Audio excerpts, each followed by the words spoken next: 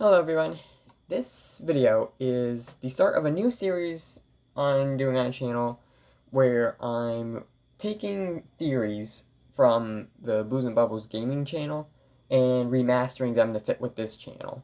Right, because over the years, new evidence was gonna come to light for our theories and stuff, and I want to make sure that we're all properly updated on these things, so... Okay, so the first theory I'll be doing for this series is my old, well, I say old, it's only about like a year or two old. Angry Birds and Five Nights at Freddy's are the same franchise theory. Now, when I first made it, I just mostly made it for fun. Obviously, I don't actually think Scott and Rovio are secretly working together to connect their two big franchises, but I don't know, this was still a theory that many people enjoyed. And, well, we're just gonna see how it does here. My last FNAF theory got absolutely 0 views. Please watch it. I promise I'm not that stupid. I mean, I am stupid, but I'm not that stupid. Believe me, I've seen some very stupid people in my life. But, yeah. I promise I'm not clickbaiting you. There is genuinely many connections between these two franchises, so, let's get on with it. Oh, but before we do, minor Secret of the Mimic spoiler warning before we start. I'll let you know when we get there, so close your eyes and ears when we get to that part. Without further ado, let's move on. So, we'll start with similar origins, because they're weirdly more similar than you think. For starters, I wasn't really sure how to visualize this, but at least in the style for this video I'm doing, it's very different from a lot of my older theories, at least in like the first half or so. Like first 2/3, there's a lot of it, but basically both of these games were the last possible games that the developers could make before they blew their budget and couldn't make any more. Well, inspiration struck someone. They decided to just say, screw it, let's make this cool new game idea, and it became a big hit basically overnight. Okay, that's the exact same origin story for both Angry Birds and Five Nights at Freddy's, so already we have some interesting connections there. Anyway, moving on, the original goal of the first couple games in the franchise at least was to earn 3 stars. Obviously for Angry Birds, you got a 3-star every single level, and for Five Nights at Freddy's, you gotta earn all 3 stars on the main menu. Even if one of them is very hard to get, except for in the first game where it's actually incredibly easy. You just gotta keep the camera on 2B the whole time. It's a whole thing. Anyway, each franchise also started with 5 main characters. Obviously there were more than that, but these were the most marketable at the time. Angry Birds had the first 5 birds, Red Blues, Truck Bomb, and Matilda, and FNAF had the original 5 animatronics, which we all very much know. Freddy, Bonnie, Chica, Foxy, and Golden Freddy. So, yeah. Anyway, that's the end of that section. That's also the shortest section here. Next up, similar games. For starters, eventually both games would end up going to space, with Angry Birds Space. We all know that one. Absolute classic. And Freddy in Space 2 would be a full game. Freddy in Space 1 is here, but later you'll see why very soon. Eventually, both franchises also have a racing game. Angry Birds would have the ever-iconic Angry Birds Go, and very recently, 5 Laps at Freddy's would be introduced for the Five Nights at Freddy's series. I don't know when it's coming out. I suppose it's coming out later this year, I think. Maybe next year, I don't know, but they're still working on it. They also both have a prequel-sequel game. Angry Birds has Angry Birds Star Wars 2. Interestingly, they're both 2s. That's probably not a coincidence at that point. Star Wars 2, but based on the prequel movies. And Five Nights at Freddy's 2, the big twist to that game was it was a prequel to the original, rather than a sequel. So, that's pretty fun and interesting. Eventually, they also both get an RPG spin-off. Angry Birds has Angry Birds Epic, which many fans agree is absolute peak, but then Team Flashcode over here is saying it's overrated. Maybe a little, I don't know. Up for your opinions, I guess. And Five Nights at Freddy's has FNAF World. Now, they are arguably very different games from one another, but they do both fall under the RPG fighter genre thing, so I'm counting it. eventually, both franchises will become so huge that they'd be able to release 4 games in a single year. 2012 brought us Angry Birds Friends, Space, Bad Piggies, and the original Angry Birds Star Wars, while Five Nights at Freddy's 1 through 4 would all release within the span of a single year, from August 2014 to July 2015. Wow. Eventually, both games also get their own little Halloween spin-off version of themselves. Angry Birds has Angry Birds Seasons, which, when it was first launched in October of 2010, was called Angry Birds Halloween. And then over on the FNAF side, we have the Halloween edition of Five Nights at Freddy's 4. The FNAF World Update 2 is somewhat themed around Halloween, and not pictured here is the Curse of Dreadbear DLC for Five Nights at Freddy's Help Wanted. I think I didn't picture it because I didn't count it first for some reason. That was weird. Anyway. This one's a little hard for me to explain, to put into words, but weirdly enough, I feel a weird connection between Sister Location and Angry Birds Stella. It could be because both of them have a very, I guess, pinkish color scheme. It could also be because, both of them are about going to completely new locations we haven't seen before in the franchise. Not to mention, both of them are also very lore-heavy. I don't know why, but I weirdly feel a strong connection between Angry Birds Stella and Sister Location, and I don't know why. It's kind of weird. Anyway, both franchises also have a VR and an AR game. Angry Birds has Isle of Pigs, both a VR version and an AR version. Weird how they released the same game for that, but whatever. And Five Nights at Freddy's would, of course, have Help Wanted. And for AR, we have Special Delivery, which was, unfortunately, shut down early last year, so that's, oh well. Hopefully hopefully they'll try again. I don't care, I like that game. Screw you guys and your opinions. Nah, I'm kidding. And this was a very interesting thing when I was first working on this theory. Yeah, this theory was in the works for a very long time before it officially got out in the world. That being, a highly anticipated game is a buggy mess. Obviously, for Angry Birds, we have Rovio Classics Angry Birds. Oh, that game had so much potential, man. And then Rovio released it half-baked, and just kind of sucked from there. And then Security Breach. Oh, the hype surrounding this game when it was first announced back in 2019. All the delays, all the teasers and everything. So much hype surrounding it. And then it came out, and it was just the least polished game ever. I'm pretty sure a majority of the bugs have been fixed by now, but there's still plenty of bugs in the games, and Rovio Classics was just deleted entirely because Rovio's the worst company ever. More on that later. But yeah.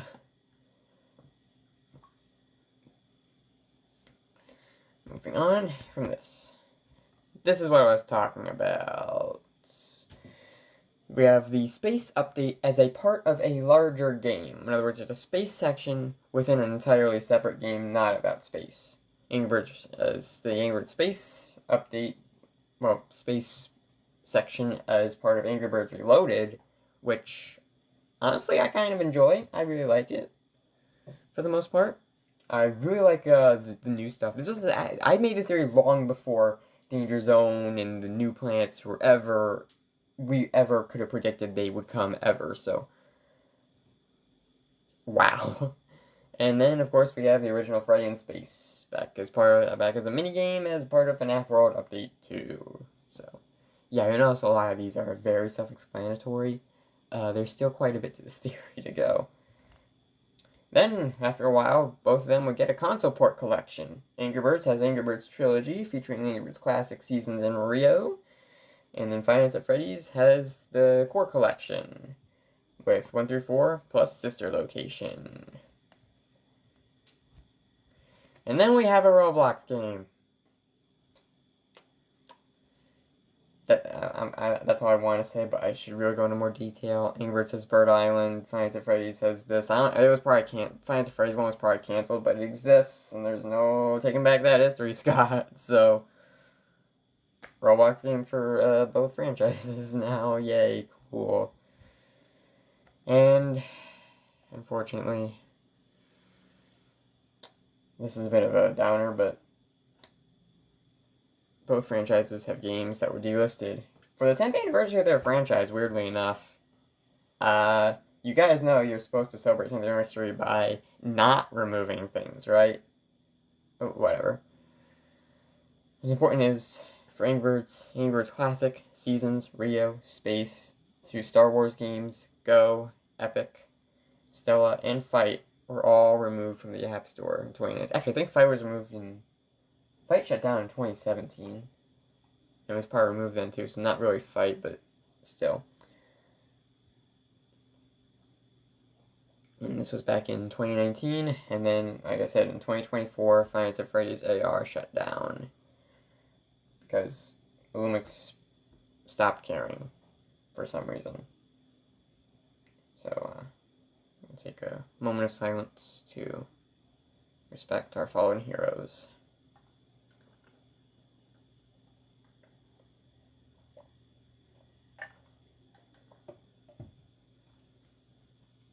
Thank you. Anyway, then there was a game made to promote the movie, at least the first one. Angry Birds had Angry Birds Action, and yeah, I'm pretty sure it's released before the first movie. And Five Nights at Freddy's FNAF movie had Chica in Space to promote that one. Yeah, you can tell which one cared more, I think. Anyway. And the reason why I say this was Chica in Space made to put movie, because back when it was initially put the game control as FNAF the movie, the game, but then when we downloaded it, it was this. Classic Scott move. Anyway, that's the end of the game section. Now we're moving on to similar characters. For starters, the villains in the franchise are both purple and green. That's very common for villains across many, many games, but I mean, just look at Gale's color scheme there. Mostly purple with yellow, orangish accents.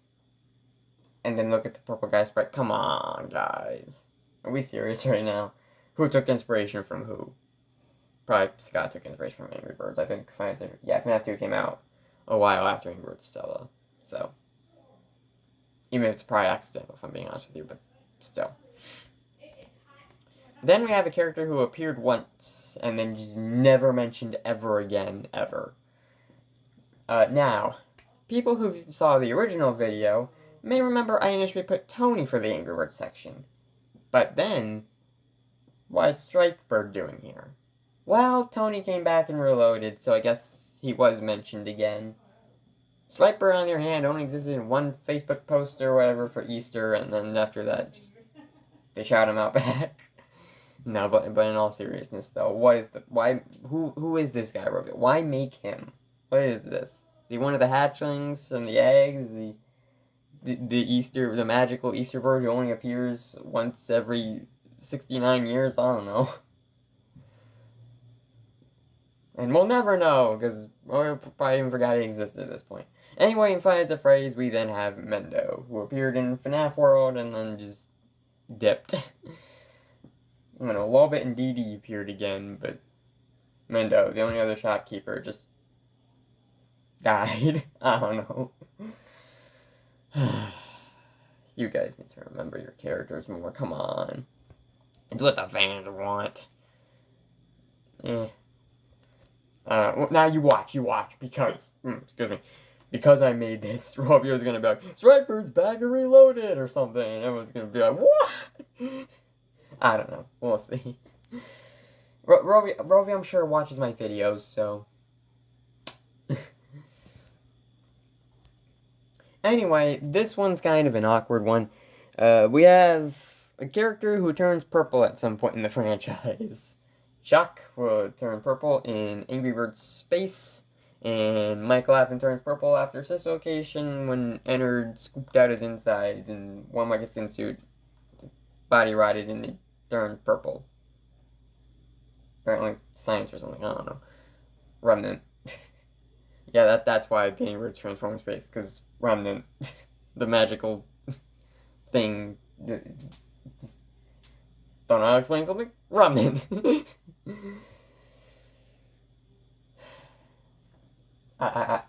I know it's dumb, but I always liked.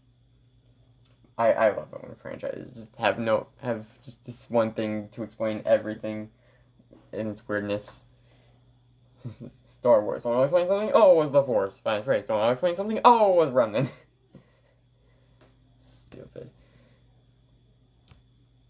Anyway, then we have a trio of siblings. At least they think the Blues are siblings. Yeah, I'm pretty sure they're siblings. Okay, we have the Blues from Angry Birds, Jake and Jim. And then for Finds of Phrase, we have the three Afton kids. Michael, Dave, and Elizabeth. And yes, I know his name's Dave. Puzzle that's not a puzzle versus one thing doesn't line up ever so slightly. Come on, you guys. But I'm not going to get too hard on that right now because... Oh, I guess I am. Never mind. Character's name nobody knows. I was originally going to replace the Crying Child with someone else, but yeah, there's really no one else in the franchise. I should probably just get rid of this entirely. But Iceberg is still very much a candidate for this. We don't know if he has a real name or not. Yeah, we don't even know if he has a real name or not. If his name's just Iceberg, it probably is, but I don't know. Maybe Rovio gave him a name, but they forgot it, and now they don't know what to name him at this point, just because Iceberg became too iconic. So, oops. I don't know. I like characters just super mysterious for no reason. Actually, I think that's one of the problems. Now I think about it, that's a problem with Angry Birds Angry Birds Movie 3 being based on space. They're gonna have to just straight up call this guy Iceberg and just make his name a complete mystery or something. I don't know if that's really gonna work for marketing. Whatever. Doesn't matter. Moving on. Then we have a character named by the fans. Admittedly, this Angry Birds one, Ruby, hasn't aged super well considering Ruby's a completely different character now. But I think it's fine. Originally she was just straight up called Girl Bird. Yeah, I think we know why this fan favorite character got its own name. And then Rovio forgot the character existed, so everyone called it Ruby, thought it was the official name. And then Cream of Draws happened, and then all this happened. Anyway, FNAF has had many characters officially named by the fans. There's Golden Freddy, named by the king of FNAF, Markiplier himself. And then we have the Freddles, which are actually named by another guy whose name I forgot. It was some Redditor who was like, can we call the guys Freddles? And it's like, yeah, we're going to call these guys Freddles. So, they're Freddles now. Also, technically, Phone Guy was named by the fans. People just kind of named him Phone Guy, and then custom night he appeared, and he was called Phone Guy. So, but week before revealed his name's Ralph, so.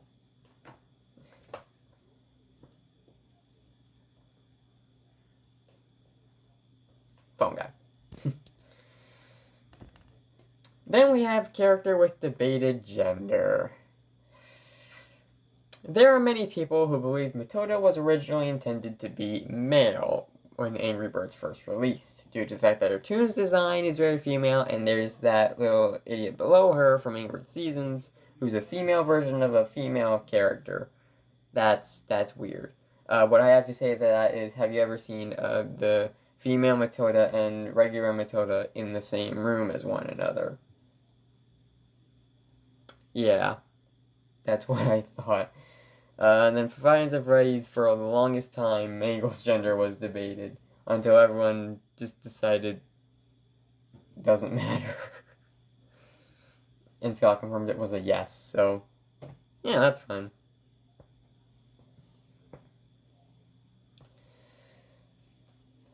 Admittedly, both these debates have died down a lot lately, but there's still some, it's still thrown up in the air every now and then, for some reason. I don't know why. But anyway.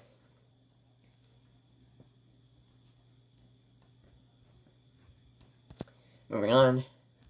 Next up we have a character with constantly changing designs. Now, what I want to know is, if Hal keeps getting forgotten by Rovio, how does his design keep constantly changing? How does that make any sense? How does he have barely any appearances, yet so many designs? This needs to be studied.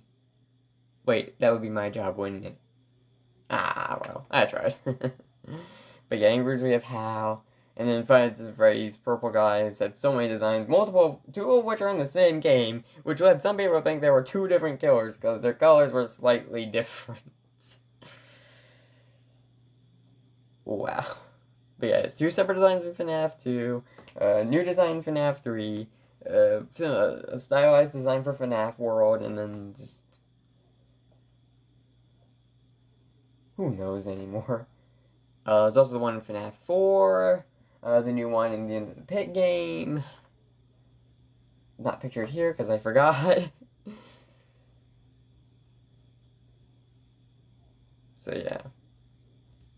That's fun. Okay, speaking of William Afton, this part's pretty funny. Would you believe me if I told you that both of these characters are named Will? Because they are. The bird on the right, the left, that's not a bird on the right, there's a purple blob of pixels resembling a man. The bird on the left is straight up named Will. And the guy on the right is William Afton from Five Nights at Freddy's. Inspiration? Or big coincidence? I don't know. You figure it out. I don't know. Okay. Secret of the Mimic spoilers in 3, 2, 1. Okay. Both franchises have a blue hedgehog from a completely different company. You're probably wondering why Sonic the Hedgehog is here on an Angry Birds and Five Nights at Freddy's theory. Well, Sonic and Angry Birds have actually crossed over many times. First, there was the Angry Birds epic Sonic Dash event, where Sonic appeared in that game, and the Angry Birds appeared in Sonic's game. And there was obviously the whole big thing last year, in case you missed it, where Sonic and Angry Birds had a big crossover across many of the different Angry Birds games.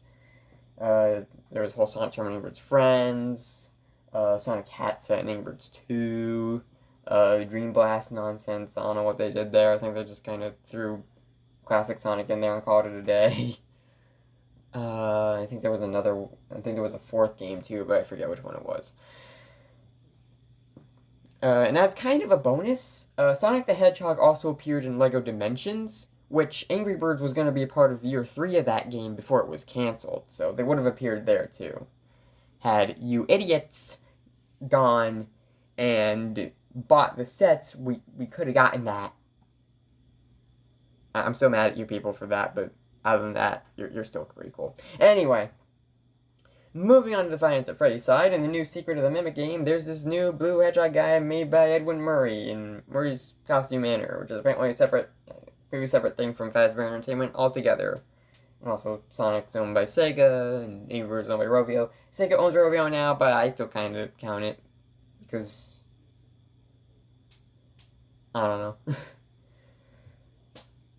So yeah, Blue Hedgehog from a completely different company appearing in games.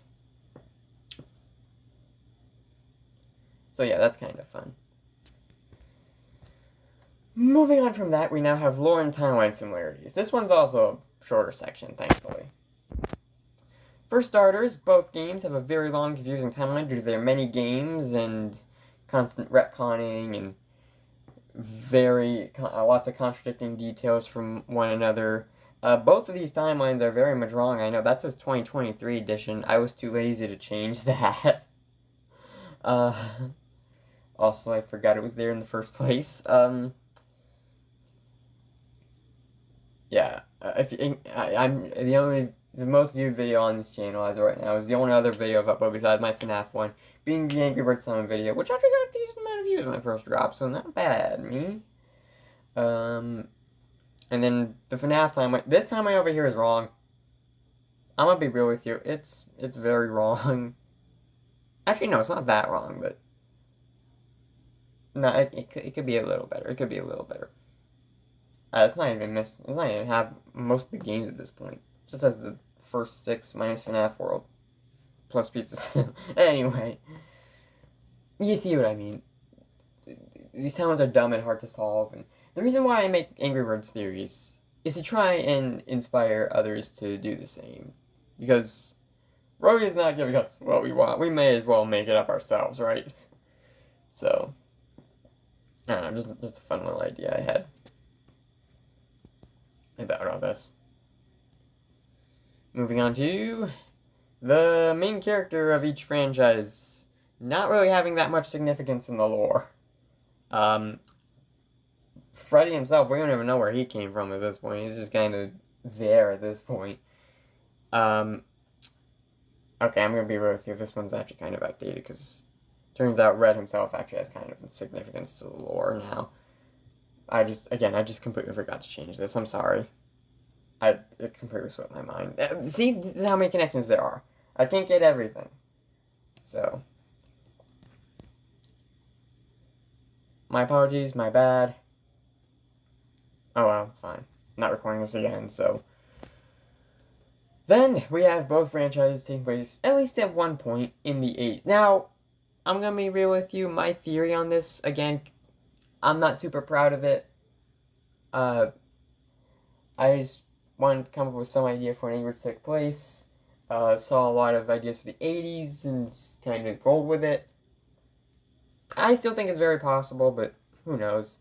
And Five Nights at Freddy's, judging by the paychecks, yeah, I mean, it's pretty obvious. The paychecks, 1983, so, not to mention even a lot of the newer games are still heavily inspired by the 80s, so it's pretty cool. I like the 80s.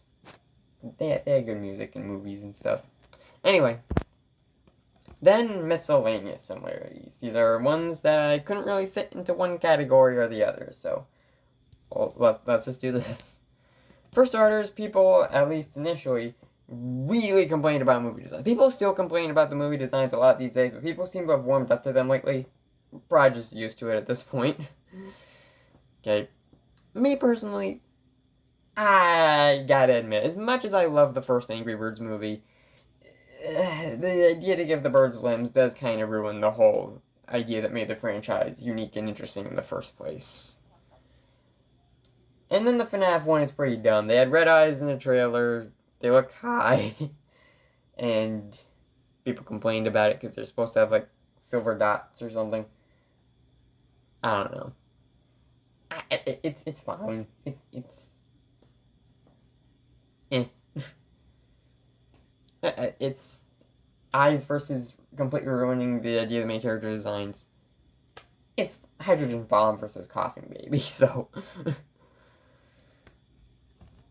Then we have the movie trilogy for both franchises. I say this knowing full well there's going to be an Angry Birds movie 4 eventually, and also Jason Blum confirmed that Five Nights at Freddy's is going beyond a trilogy, so that's at least 4 movies.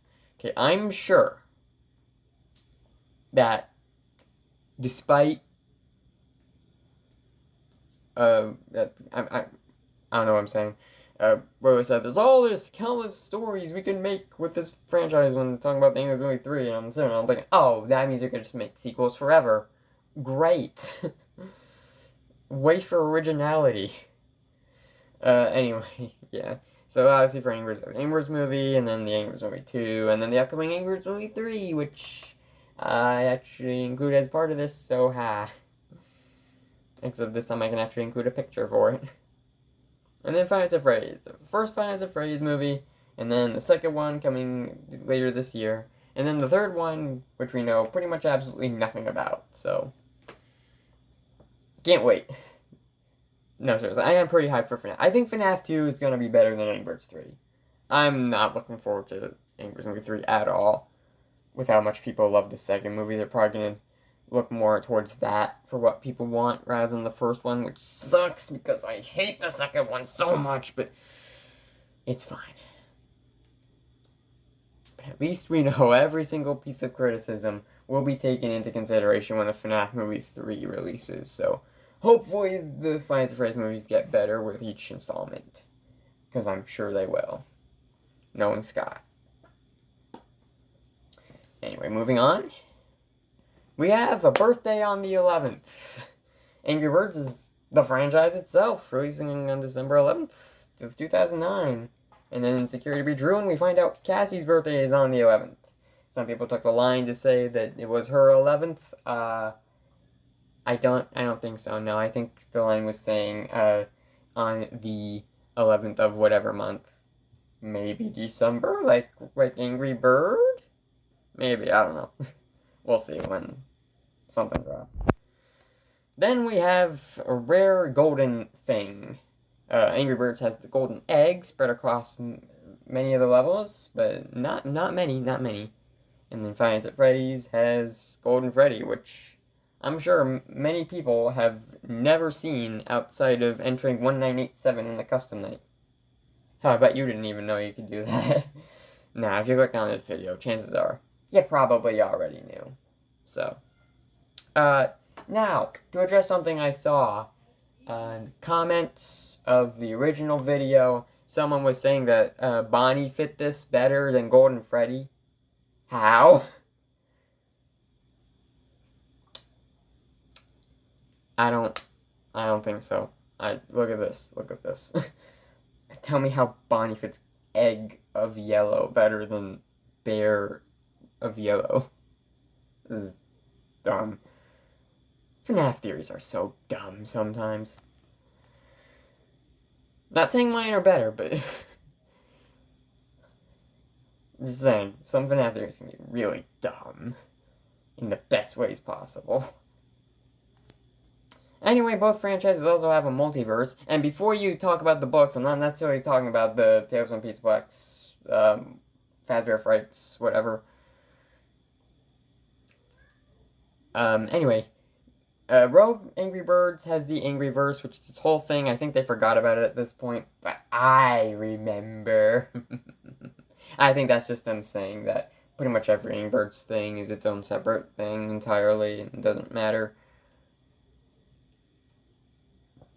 But, then Five Nights at Freddy's, we at least know that the games, the movies, and Silver Eyes trilogy are their own separate timelines and multiverse.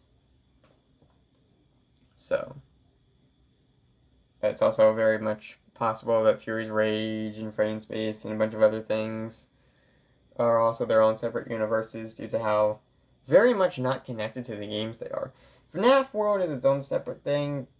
I'm pretty sure it's it's like a video game in universe that you'll see in my upcoming Five Nights at Freddy's parody remake, but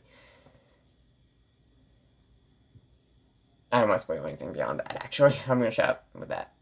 Moving on. Then we have an iconic fan song. Angry Birds has the Angry Birds Rap by B&BG, which is just, it's really good, honestly. It's better than it has any right to be. And then Five Nights at Freddy's, of course, has the iconic FNAF song by Living Tombstone, which was featured in the credits at the end of the first movie, which is awesome. Hopefully Rovio can get the Angry Birds Rap for one of their movie credits, please. Rovio, do that. Please. It'd be so much more respectful for your fans than all of the Angry Birds movie 2 ever. Obviously, anything's better than that movie, but you know what I'm saying. And enough Angry Birds movie 2 hate. This isn't what this video is about, obviously, as you can tell. And then we have the iconic plush toys. Yeah, obviously there's the Commonwealth Angry Birds plush. You can go check out Maximus Overdrive for all the details on every single Angry Birds plush that has ever existed, ever. And then we have the iconic Five Nights at Freddy's plush toys. There's a ton of them out there. There's millions of them, I'm sure. I don't own any myself, but yeah, I'd say they're pretty iconic in their own right. Just because of, I mean, look at those little guys. Look how marketable they are. Anyway, with these toys comes the iconic bootlegs. Just so many bootleg versions of these guys. Obviously, this is going to be a thing for many franchises, but FNAF and Angry Birds are pretty iconic within their own communities, so that's pretty fun. That's all I really have to say about that, honestly. Then we have the Feast of Flesh font. For Angry Birds, it was the original logo for the franchise before it came up with its own thing. And Five Nights at Freddy's many early theories, up to, I want to say about the first Sister Location trailer, use the font a lot in thumbnails and stuff. Until, I don't know why we decided to change it. It was pretty iconic, if I do say so myself. But yeah.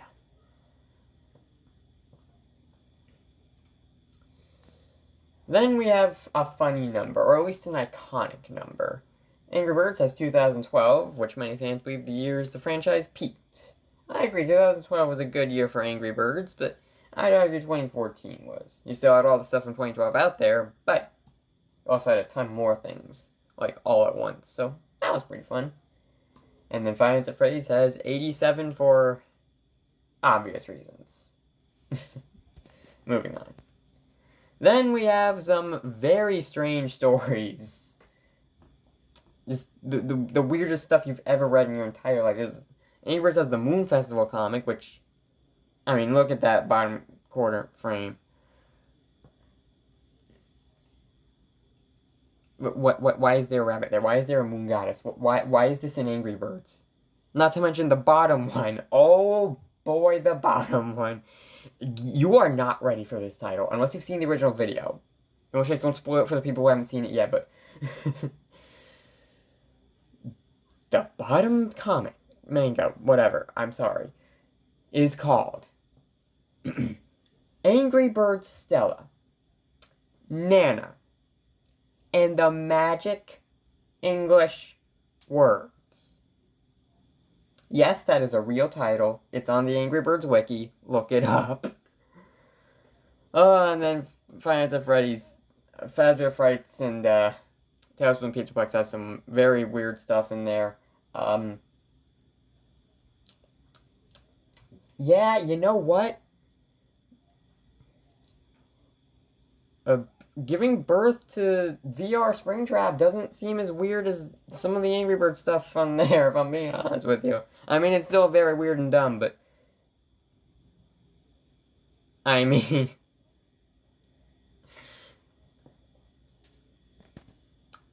you know... Moving on from this nonsense, we have a Transformers parody. This doesn't go in the games category because there's supposed to be two games from each franchise that are very similar to one another. This is a little different. We have Angry Birds Transformers for Angry Birds, and then we have the Faz Force specifically from Help Wanted 2. So, yeah.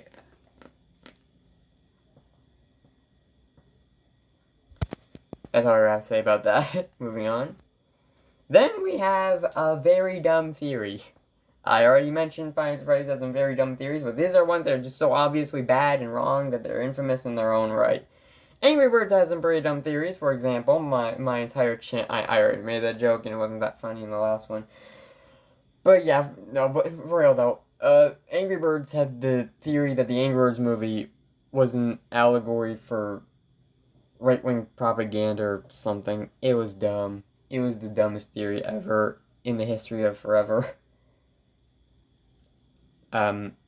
Yes, because my video game movie that is heavily respectful to its source material, except for the character designs, was very much intended as an allegory for bombings or something. I don't know.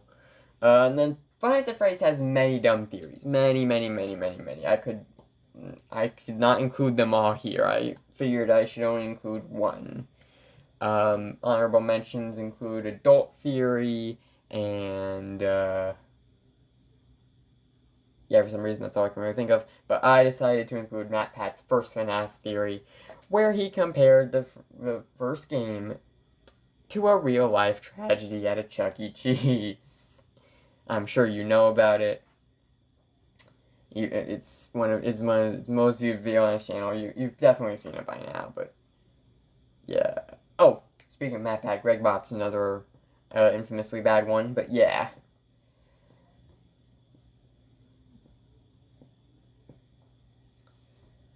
So, wow. Then we have official interviews between developers and fans. This one came out, I think this one actually came out shortly after one of my two Five Nights at Freddy's Angry Birds Connection Theory videos. And I was like, You're tempting me at this point. You're taunting me. Not tempting. I don't know why I said tempting.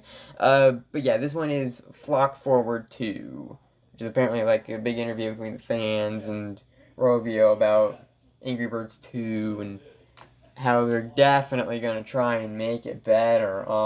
Sure.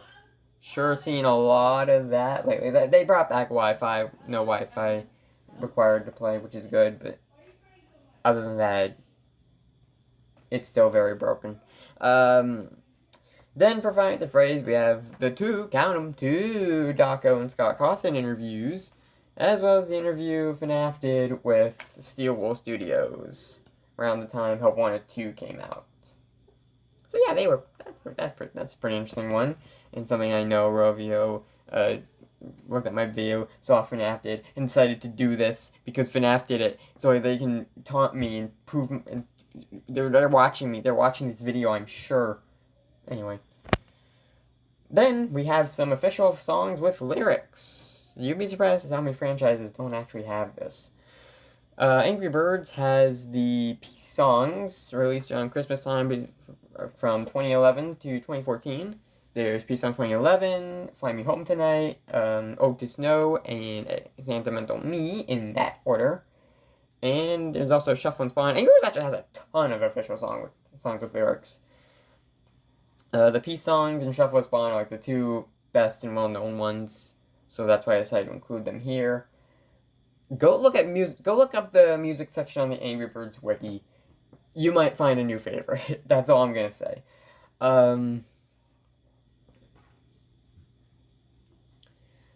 And then for Finance of Freddy's, we have the Showtime, which was cut from the original Help Wanted. Unfortunately, it's a pretty good song, I'd say. And then the new Into the Pit game gave us Voices from the Pit, which is a certified banger. These are all certified bangers, in my opinion. Every single song I included on here. So, yeah, that's pretty cool and fun.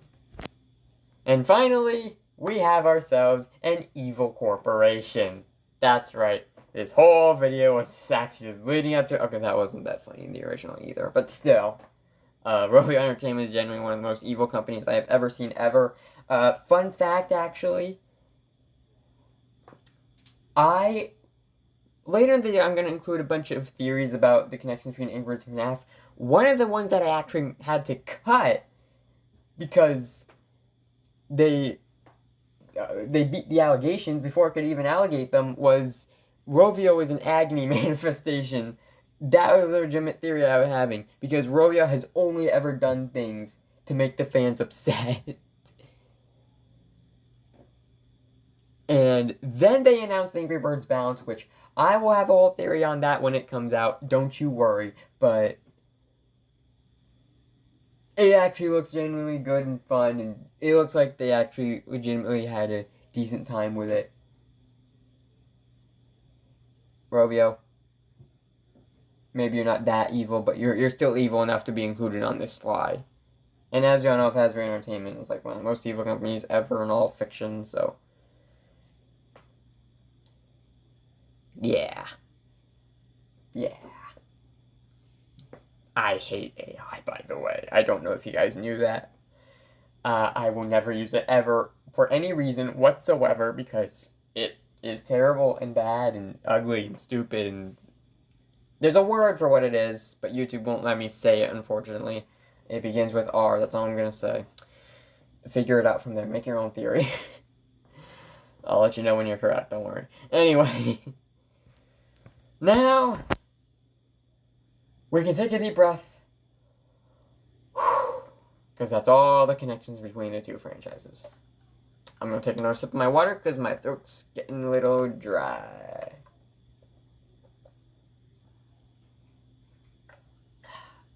I suggest you do the same. Stay hydrated, kids. It's healthy for you. Anyway. So, with that many connections between two vastly different franchises, at least tonally wise, that's like the only difference between the two at this point, as we've established. What does that mean? Why so many connections between these two franchises? What makes them connect so together. I don't know. I don't know the real reason for it, and I most likely never will. But my best guess is that Rovio saw the success of Five Nights at Freddy's and just tried to replicate it for themselves by just doing what they do or something. I don't know. Maybe they're just trying to appeal to the young generation as they're known to do, and they saw FNAF popular with them, so they included a bunch of subtle similarities to try and make them think they're the same franchise or something. Clearly it doesn't work, but but it worked with me. I figured it out, so... Anyway, you guys seem to agree with the theory, too. The comments in the other video were surprisingly positive, in my opinion. So... in my opinion, why did I say that? I don't know why I say the things I say sometimes. Anyway.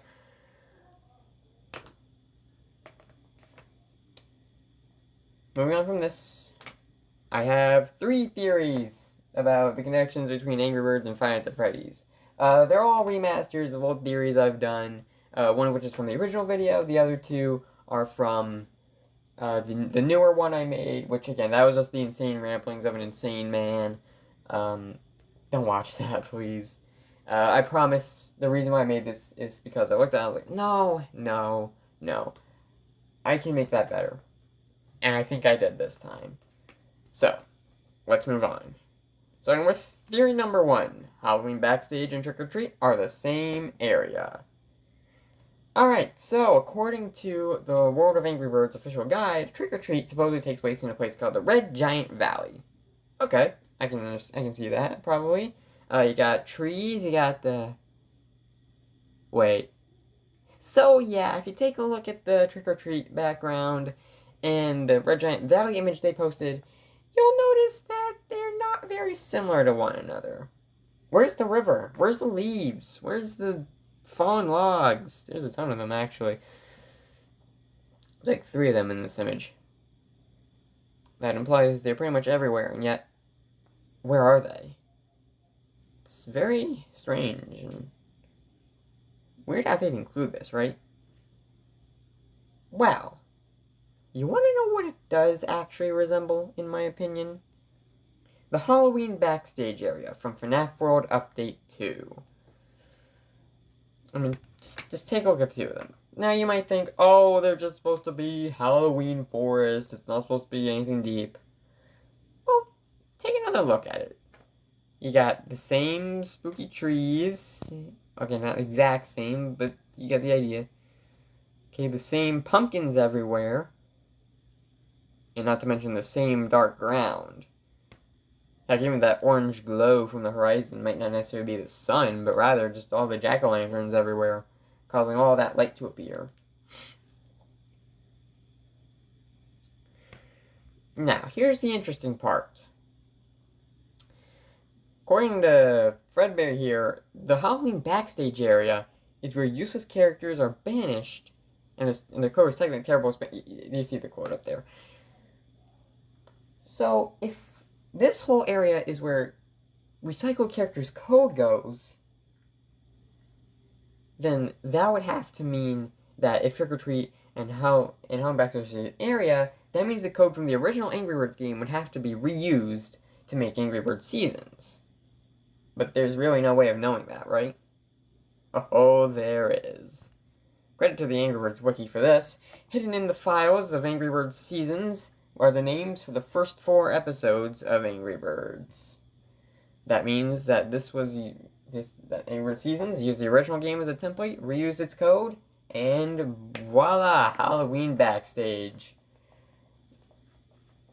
Not to mention that the Red Giant Valley, I forgot to include a site for this for some reason, might just be where the portal is located in the first place. Right. I remember back when I originally made this, I made this whole thing about how all the developers put it there as a separate area where all the characters can hang out separately or something. I don't know what I was thinking there. I think just this is good enough.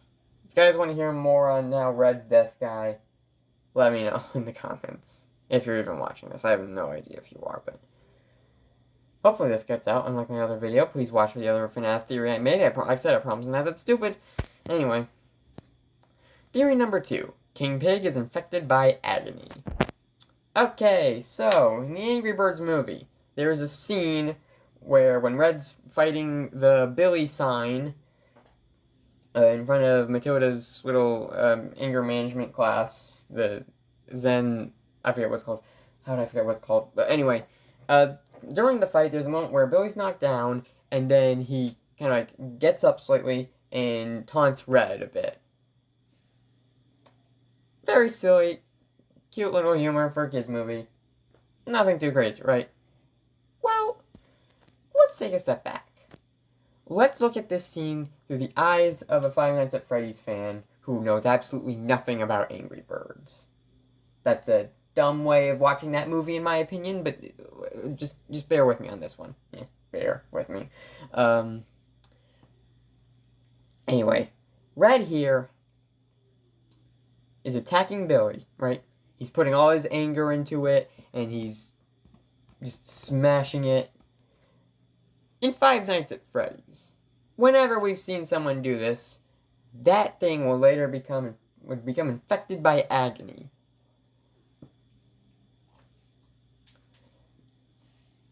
And come to life.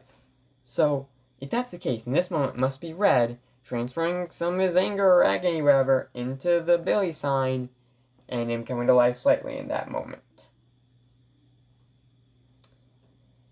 Very odd, considering how very similar that is to Five Nights at Freddy's. I mentioned that already. I don't know. You'll see.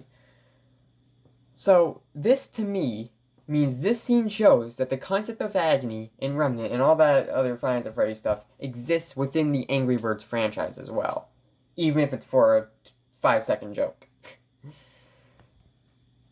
What does this mean in larger terms? Well, think about King Pig for a second here. More accurately, think about the ending of Mine and Dine. You remember that, right? For the unfamiliar, Mine and Dine is commonly believed to originally be the ending of Angry Birds. Now, I don't know if that's actually true or not, whether or not Rowie confirmed that, but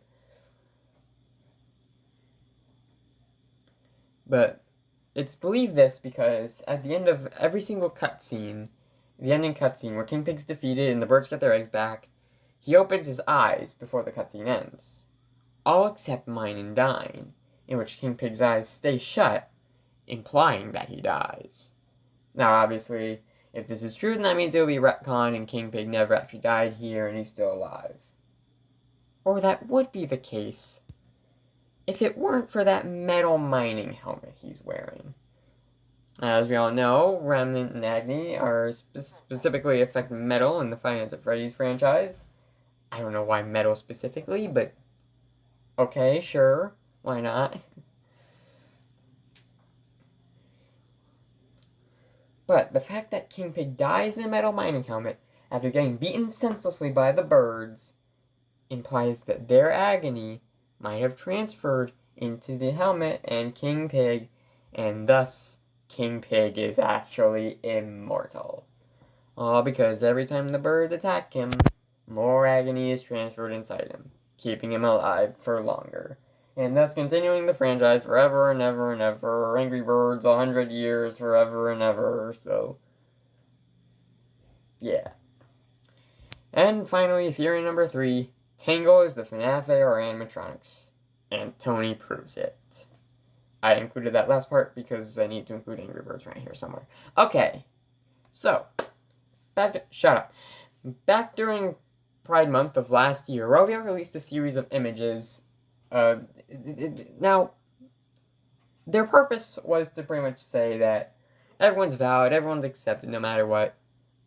But the characters they chose were kinda dumb.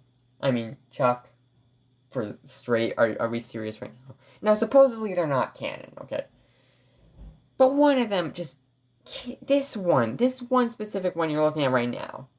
Tony in front of a flag for bears. Because apparently bear is a gender, I guess. No hate to those people, but okay. Apparently it just means like big hairy guys or something. Nothing too crazy, I think. But wait. Tony is a bear. Okay. Let's follow this logic now. Let's think about Tony. Oh, and do not go looking at this image. This is a very cursed image. More cursed than any AI image ever. Anyway. Okay, no, that's a lie, but it's still pretty damn cursed. Anyway. Think about Tony after this. He's a recolor of a pre-existing character. He's blue, for the most part. With a lot of very Christmas themed. He initially appeared in a Christmas episode, and he appeared in every Christmas episode after that, until he appeared in the summer episode for whatever reason. And then you're just in every Ingrid's Riddled episode since, which is a kind of a big hint towards the timeline, in my opinion, but we're not here to get on that. Shut up. He has a unique ability in comparison to his original recolor. He originated from a delisted game, that's kind of a big one there, and he's a bear. Okay? Take all of that into consideration. Is there anyone else from Five Nights at Freddy's who fits that description? Yes, there is. I'm not going to give you time. I'm going to give you a little time to answer that. If you didn't think of it in time, it means you're a fake fan. No, I'm kidding. I should stop. Nah. But this character is Freddy Frostbear from FNAF AR. Recolor Freddy, he's blue, he's very Christmas themed. Holly hat, bow tie, very plaid. He has a unique ability, which is his frost ability. I don't remember what it does. I think like shake this. I think it's static, but frost. I don't remember. He's from a delisted game, as we've established. FNAF AR is delisted, and he is very obviously this time a bear. Okay, so Freddy Frostbear and Tony are the same character. What does that mean? Well, think about it this way. If Tony is meant to represent Freddy Frostbear, and he's a recolor of Terrence, would that mean Terrence represents Freddy? Maybe, but I'd actually... Shut up. I'd actually argue Freddy is a better fit with Red, right? Mainly because of the whole main character thing, most basic version of each of them. You know what I mean.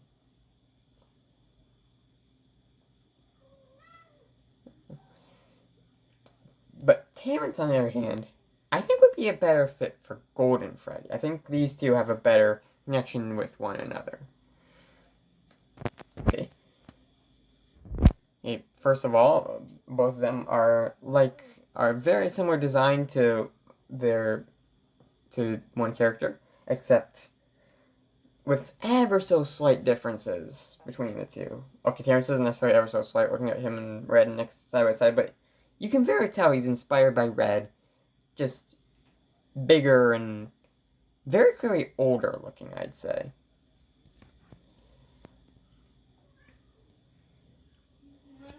Not to mention that Terrence is also shown to be able to teleport. For example, in the episode Run Chuck Run, where he just keeps teleporting in front of Chuck no matter what happens. It's a very funny episode. Love it a lot. Reference in the movie, and that's amazing, but yeah, Terrence can teleport.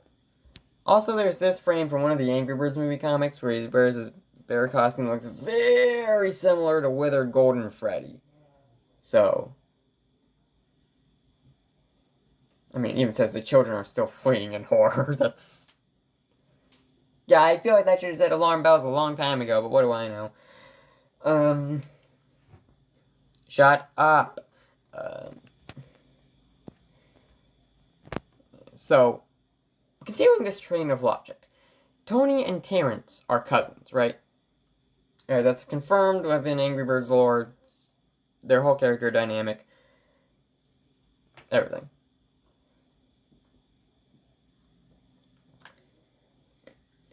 What does that necessarily mean between the relationship of Freddy Frostbear and Golden Freddy? Take this whole video out of context, if you will. I forgot to mention that. You're allowed to take the entire video out of context. Please do that. Well,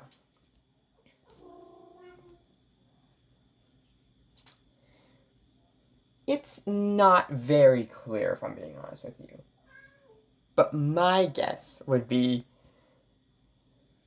that one of them would share some parts from another one. like, some parts from Golden Freddy were used to make Freddy Fazbear. So how would that happen? How would parts from Golden Freddy be used to make a completely different... How did this happen? How did we get here? Well, my guess would be from FNAF 6. Okay, we're still considering the train of logic here? Yes? Okay, good. Oh my god, we're an hour in. I should split this into 2 parts. Oh my god. Anyway. There is a very common theory out there that the reason why Scrap Trap looks like that is because it's Springtrap who used parts from Golden Freddy to rebuild his suit. So we can, like, Springtrap and Golden Freddy merge together to create Scrap Trap, and supposedly that helps him be more immune to the audio or something. It didn't help, as we've established with FNAF 6, but whatever, it doesn't matter, because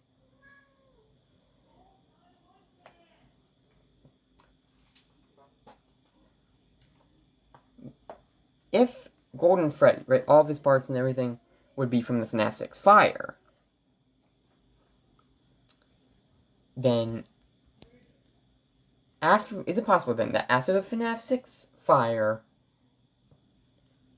parts from the animatronics were used and salvaged to create the FNAF AR animatronics? Of course, that includes Freddy Fazbear, and that's how parts from Golden Freddy end up in him. And it's possible that that's why they're all possessed and evil and everything is because of the agony from the fire. It's very possible in my opinion. Okay, now, continuing with this train of logic. Remember all the agony from FNAF 6 Fire and everything? Take a guess as to what is under the FNAF 6 building in Security Breach. That's right. It's Tango. Oh, not that Tango. Where is it? Hang on. Here it is. Tangle. You see, Scott, this is why you can't be reusing names like this. It gets very confusing very quickly. Anyway. Not to mention, there's a lot of animatronics within Tangle. There you got Bonnie, Chica, Mango, Circus Baby, Funtime Freddy. And guess what? All of them appeared in FNAF AR. Now, admittedly, the puppet's mask is also there. But, like, it's probably representative of how Lefty was, like, literally just about to be added to FNAF AR.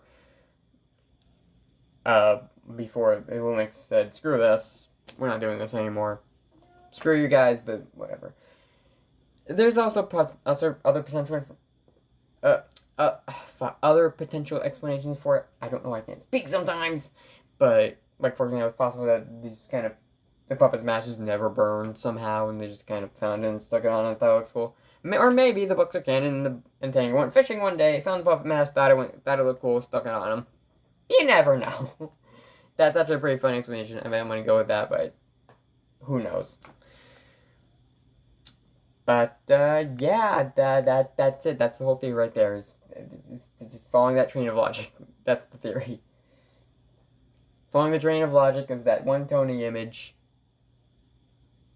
the blob is made of FNAF AR animatronics. So apparently there's a lot of other evidence for it too, but this is my evidence. Also, let's be real here. It would be very in character for Rovio to explain the lore of a delisted game. I mean, yeah. Right, but other than that, that's about it. That's all I got. That's all I got for you guys. It's everything. Oh my god. That took way longer than I thought. I thought that would take about, like, at least 40 minutes. Oh my god, there's so many connections between these franchises. So many theories we can make. Good thing I stopped. So, yeah. That's gonna be about it for this video. This better be good. People better watch this. It's over an hour long. Should have this on. Thank you everybody for watching. If you like this video, you know what to do, and I will see you in the next one next month probably. Excuse me. Bye.